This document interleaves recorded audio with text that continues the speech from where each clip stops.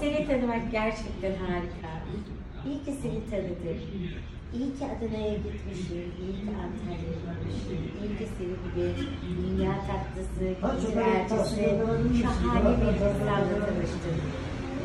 Gerçekten gelinimiz olmandan gurur duyuyorum. Seni çok ama çok seviyorum. Tüm dünyaya örneksin. Ne güzel kültürel elçisisin.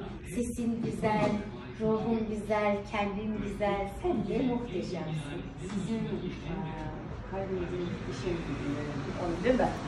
Yani gerçekten. Seni tanımak gerçekten harika. İyi ki seni tanıdım.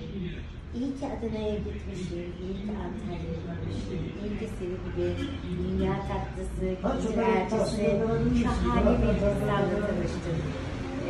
Gerçekten gelinimiz olmandan gurur duyuyorum. Seni çok ama çok seviyorum.